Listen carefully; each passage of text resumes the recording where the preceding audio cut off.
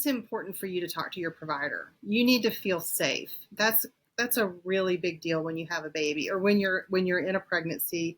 You need to feel really safe with your provider, that your provider is someone who really cares about you and cares about what's important to you and is going to protect you and help you have as much of what you need in this delivery to heal as possible. You know from a lot of experience that having a good healing delivery, that goes really far. I mean, if you've got really bad PTSD, you've got PTSD, and that has to be considered in your delivery. You have to know it. You need to know it. And, if your provider, they have the ability, they will do everything in their power to make it as non-scary and non-medical and non-awful as they can. And that usually helps.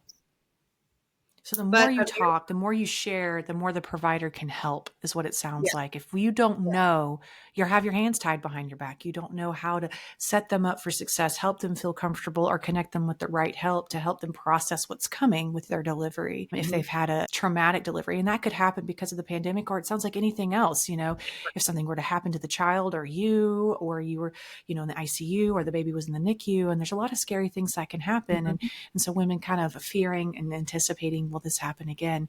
There's a lot of work we can do with PTSD and counseling. The differentiator between PTSD and just having a traumatic experience is how the brain processes it. And so a PTSD response, anytime you think of it, anytime there's a reminder, like being pregnant is a reminder, going and talking about the delivery plan is a reminder. It feels like you're going through it again. Like it was happening all over again, versus I remember how scary that was. I remember how painful that was, as in past, in the back of my mind. It's that flood of emotion that takes over that you have no control stopping.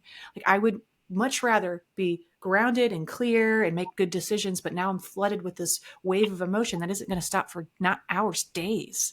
That's the difference between PTSD and just, I went through something bad and I remember it that was hard.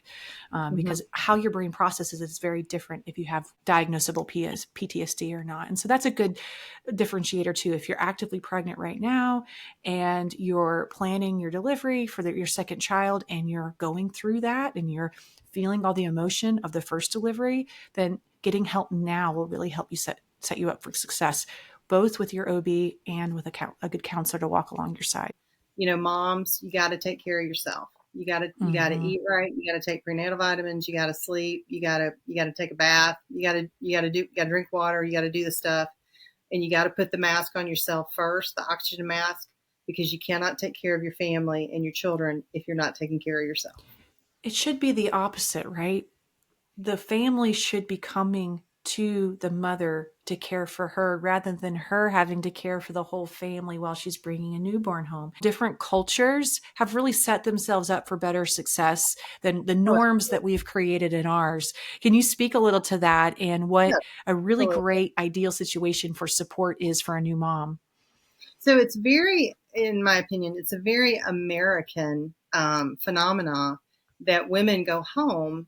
And I ask women all the time, particularly women who I know are going to have a surgical delivery, who is going to be in your house helping you for the first 2 weeks? And they look stunned. And they're like, at my house? And I'm like, yes, with you, 24 hours a day, cooking your food, washing your sheets, feeding your family, taking care of your children and your husband. Who is that person? And they just look flabbergasted. So it's a very American phenomenon. In the rest of the world, when women have babies, usually their relatives, usually females, swoop in, take over the care of the house, take over the care of the children.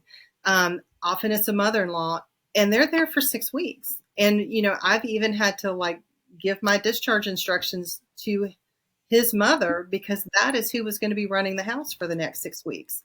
It's usually only in the States where we act like you're just going to go home and act like nothing happened. So I give really strict discharge instructions to my postpartum moms. I don't want them driving the car or running errands. Or in other parts of the world, there's a phenomenon that I read about in, I believe it's in South Korea.